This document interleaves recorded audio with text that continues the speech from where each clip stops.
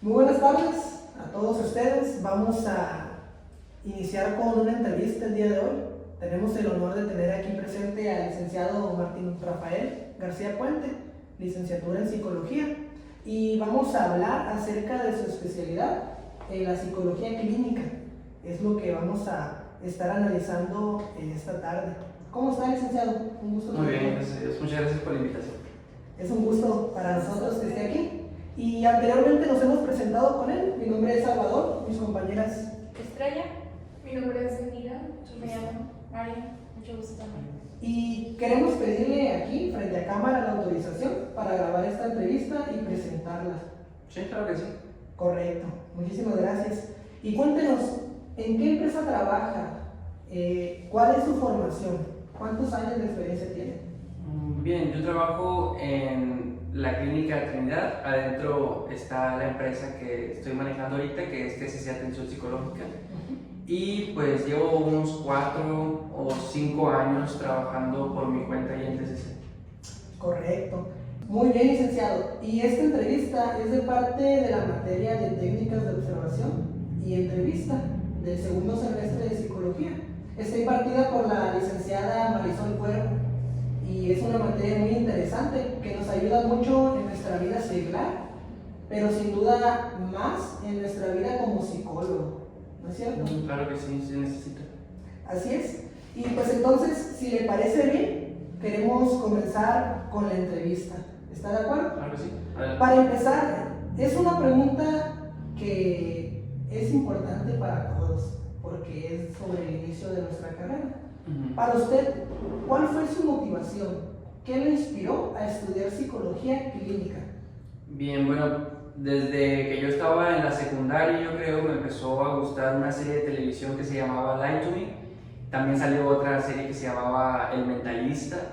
Y hablaban estas series sobre la psicología, ¿no? Pero era una psicología pop, ¿no? Era una psicología como la perciben los productores, ¿no?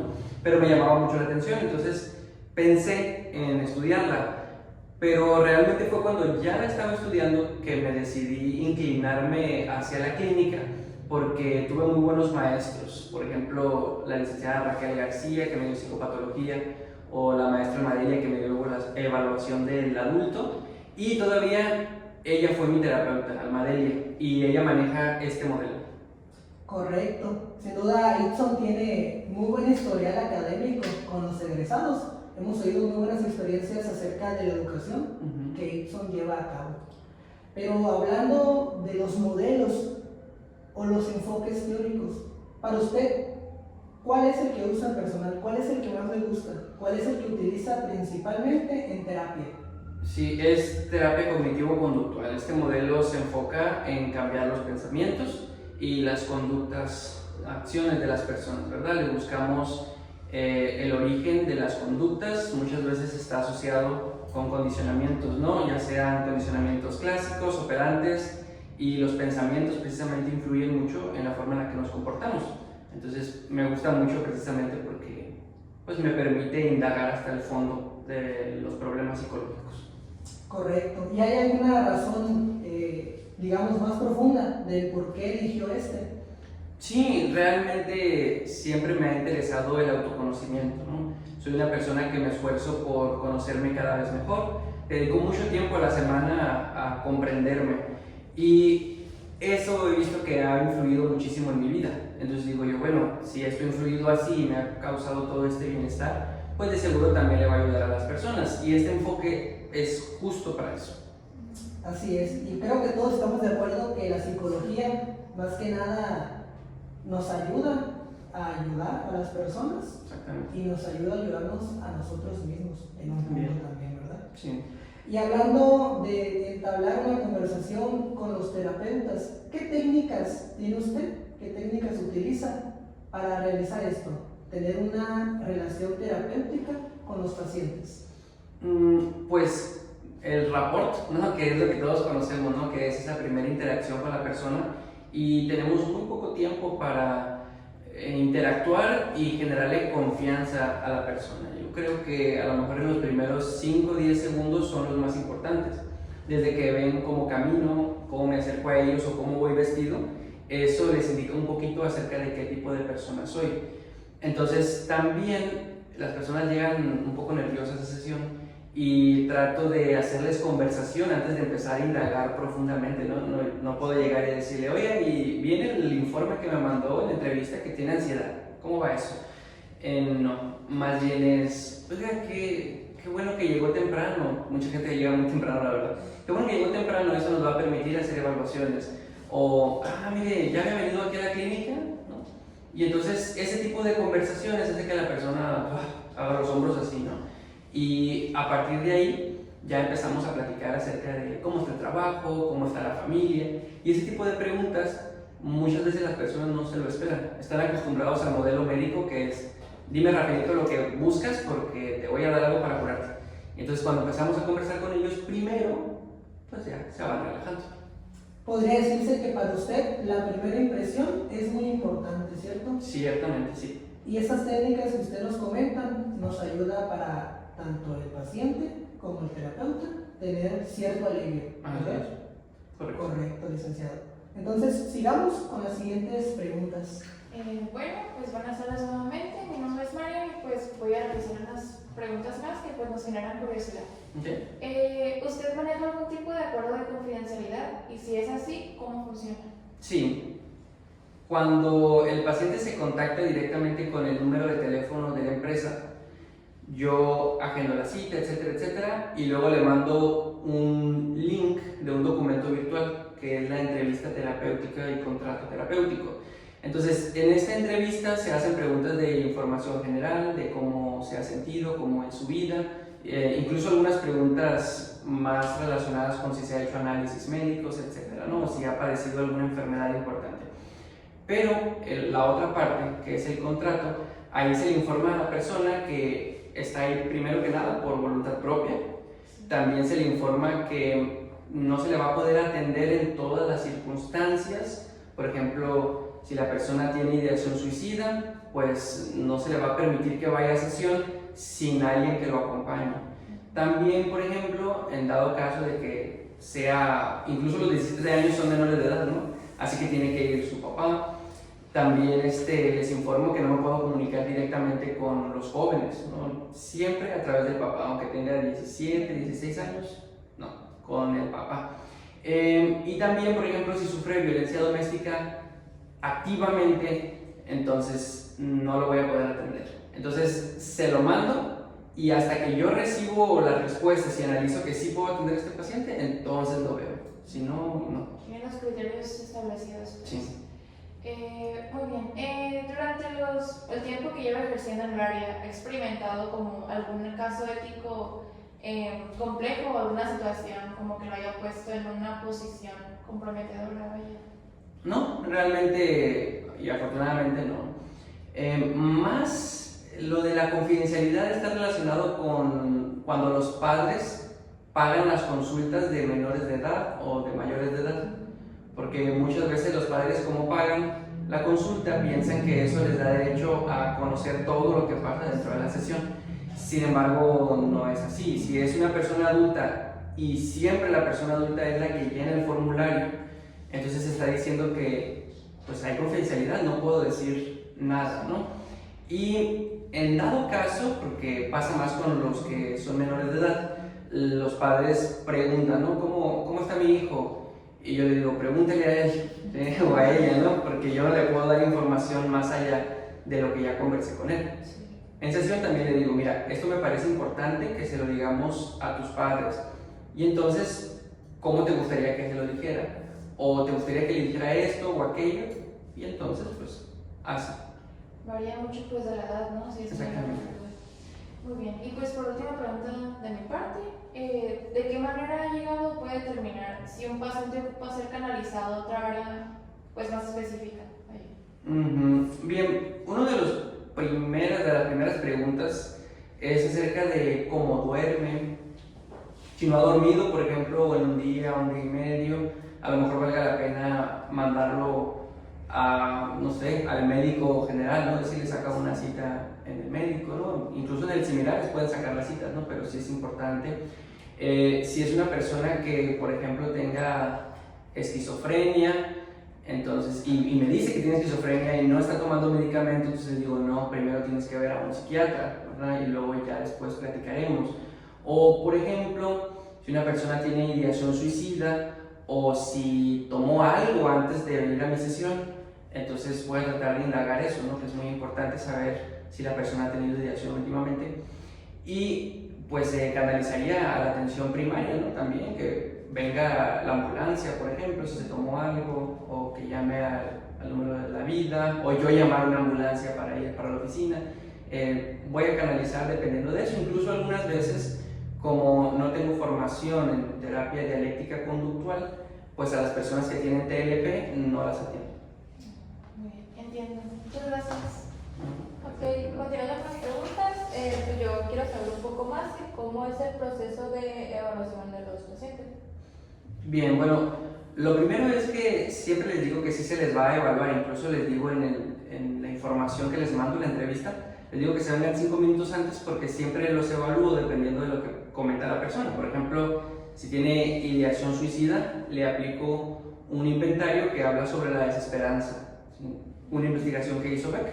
Entonces se le aplica y ya yo reviso, ¿no? Si tiene ideación suicida, y la sesión se va a enfocar en eso, ¿no? Si salió bajita, pues podemos enfocarnos en otros temas. Por ejemplo, si la persona tiene mucha ansiedad, que generalmente la ansiedad es comórbida con muchos otros malestares emocionales, lo voy a evaluar con el inventario de ansiedad de Beck o con el inventario de depresión de Beck, si pues está presentando algún signo depresivo, ¿no?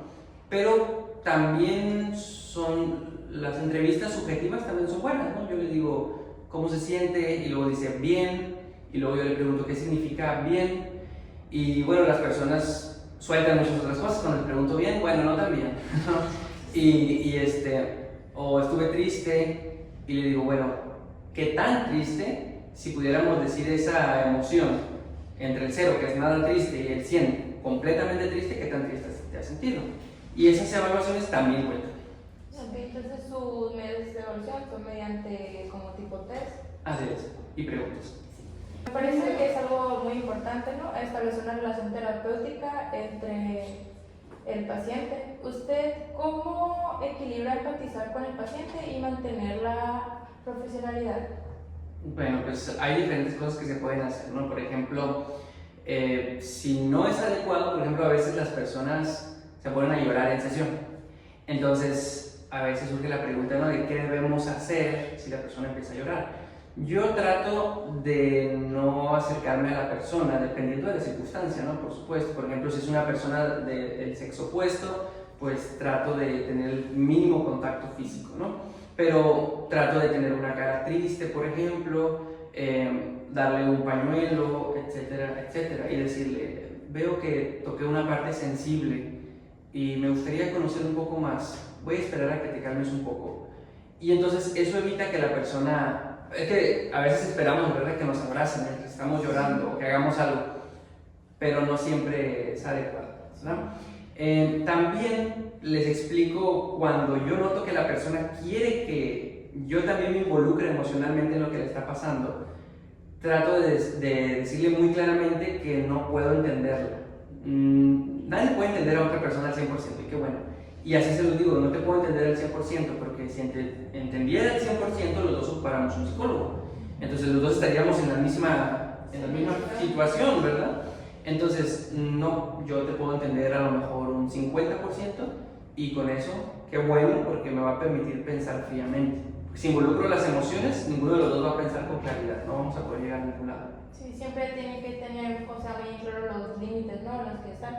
Exactamente. Okay. Pues continuando, ¿cómo maneja usted el cuidado personal como psicólogo? ¿Qué hace? Bueno, principalmente pues trato de aplicar el pilar del bienestar emocional y el de la salud física, ¿no?, que vendría siendo dormir bien, evitar el alcohol, las drogas, salir a hacer ejercicio, tener relaciones emocionales con otras personas, salir con amigos, ¿no?, eso es muy importante. También trato de separar cuando estoy trabajando y cuando no. Por ejemplo, cuando voy al trabajo, pues las personas me pagan, ¿no?, por hacer una evaluación, pero cuando estoy con mis amigos, pues no es necesario hacer nada de eso, ¿no? Entonces, eso. También trato de no contestar mensajes después de las 10 de la noche a mis pacientes, ¿no? A mis amigos y familia sí, ¿verdad? Pero a mis pacientes no. Además, no utilizo el mismo teléfono para mis pacientes y el mío es completamente privado. Entonces siempre hay como un horario fijo para empezar. Sí, incluso en casos de personas que probablemente tengan ideación suicida o que lo intenten, sí les digo que no puedo contestar su llamada después de las 10, que acudan a algún centro de medicina, ¿no? Aquí a la Cruz Roja, o que llamen a la línea de la vida, porque yo no estoy disponible. Sí. Pues de mi parte, muchas gracias. Wow, pues qué interesante. Para continuar y como conclusión tenemos las siguientes preguntas que nos encantaría que nos compartiera. ¿Cuál ha sido el mayor desafío que ha enfrentado durante las prácticas? De los mayores desafíos que he tenido ha sido atender a personas que tienen una ideación suicida muy fuerte, que suelen llegar a sesión y que la sesión se va en razones que le tengo que dar para que siga con vida. Eso generalmente no es tan sencillo de lograr. Son personas que tienen una distorsión cognitiva que se enfoca en descartar la información útil y ver solamente un aspecto de las cosas negativas que están viviendo, que es la visión en forma de túnel. Entonces, tratar de darles información que desmienta todos los patrones negativos de su pensamiento en 50 minutos, eso es muy complicado, ¿sí? Afortunadamente, ya llevo 5 años, he atendido a unas 30 personas con ideación suicida y afortunadamente ninguna lo ha logrado, ¿verdad? Lo han intentado, pero no lo han logrado, ¿verdad? Entonces, y en esa ocasión, ¿verdad? Uno de mis pacientes que intentó quitarse la vida, recuerdo que me lo trajeron después de que se acababa de intentar quitar la vida, ¿no? Y me acuerdo que me decía el paciente, ay no, mi familia me quiere internar. Y le digo, no te preocupes, mira, vamos a encontrar una solución. Y hablamos y saliendo le digo, su familia interna, ¿no? Sí, definitivamente, ¿no? Porque si lo dejan, se va a suicidar o lo va a intentar. Y si a la semana lo intentó, ¿verdad? Afortunadamente, pues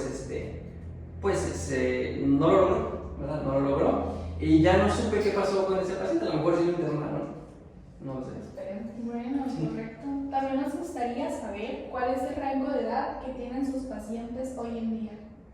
Pues aproximadamente entre los 17 en adelante, ¿no? Pero hay un límite de edad también, bueno, a veces es más complicado, pero es mejor que ciertas edades, por ejemplo, de los 70 en adelante, los atendan otros especialistas. Ok, también nos podría compartir cuáles son las principales problemáticas de sus pacientes.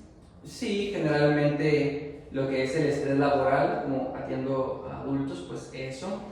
De los más jóvenes generalmente son las habilidades sociales, la búsqueda de amigos y cómo encajar, ¿no? Con el grupo que tienen. Y en adultos, pues lo que decía, ¿no? El estrés, el burnout, la ansiedad, la depresión, las fobias, el trastorno obsesivo compulsivo y otros tipos de ansiedad generalizada, crisis de angustia, muchos relacionados principalmente con la ansiedad. Ok, y ahora para concluir, por último y no menos importante, ¿tiene usted algún consejo para todas esas personas que estamos comenzando nuestra carrera como psicólogos? Sí, hay que leer y no hay que dejar nunca de investigar y de crecer en conocimiento, ¿no? Eso implicaría muchas veces que veamos que otras personas están divirtiéndose, haciendo otras cosas, pero nosotros tenemos que leer, ¿sí? Si queremos hacer bien el trabajo. Y principalmente leer manuales. Todo lo que ustedes van a ver en los diplomados, todo lo que ustedes van a ver en el futuro, lo que aprendieron sus maestros, lo aprendieron de manuales. No tienen dibujo los manuales, ¿no? Pero vale la pena leerlos. Si lees un buen manual, por ejemplo, los manuales de terapia cognitivo-conductual, de intervención clínica, pues entonces te vas a hacer muy bueno en poco tiempo. Ok, licenciado, pues ya concluimos con esto. Ha sido un gusto y una enorme experiencia que esté aquí dándonos su tiempo y sus conocimientos. Agradecemos mucho de su apoyo y su testimonio. Muchas gracias. De verdad, Gracias por invitarme. estamos muy agradecidos por el tiempo que nos brinda y nos sirve de mucha ayuda para esta entrevista, su información y su experiencia. Muchas gracias. Muchas gracias. Muchas gracias.